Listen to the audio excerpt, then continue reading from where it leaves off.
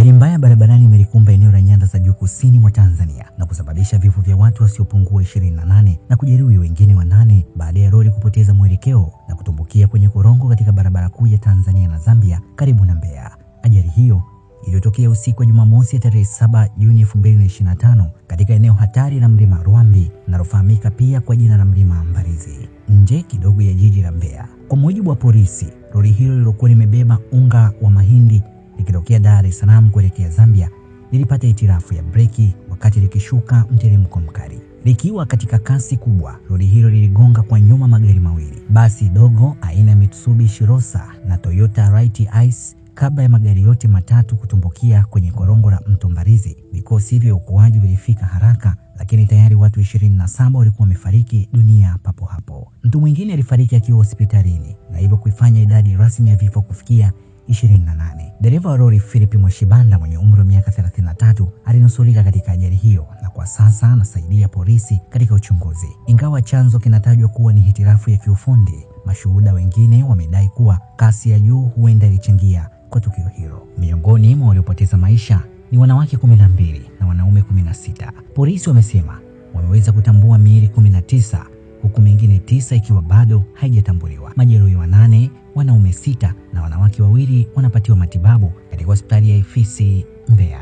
Akizungumza na waandishi wa habari, kamanda wa polisi mkoa wa Mbeya Benjamin Kusaga alieleza kuwa ajali hiyo ilikuwa ya kutisha na magari yalikuwa yamesagika vibaya kati ya mawe kwenye korongo, hali iliyofanya zoezi la uokoaji kuwa ngumu sana. Rais Samia Suluhu Hassan ametoa salamu za rambirambi kufuatia msiba huo. Kupitia ujumbe wake wa hisia alioweka kwenye kurasa zake za mitandao ya kijamii, rais alitoa pole kwa familia zilizofiwa na kuombea majeruhi wapone haraka. Natoa pole nyingi kwa familia na ndugu wa marehemu. Mungu awape nguvu katika kipindi hiki kigumu. Naomba kwa Mungu awaponye haraka wote waliojeruhiwa, alisema. Katika salamu zake, Rais Samia alitoa agizo kwa wakala wa barabara Tanzania TANROADS pamoja na wakala wa barabara vijijini wa mijini TARURA kufanya tathmini ya kina kwenye maeneo hatarishi kama Mlima Rwambi na kuboresha miundombinu kwa kuongeza vizuizi vya usalama na alama za barabarani. Hili si tukio la kwanza katika eneo hilo. Miaka ya nyuma, ajali nyingine nyingi zimeripotiwa kwenye mlima huo.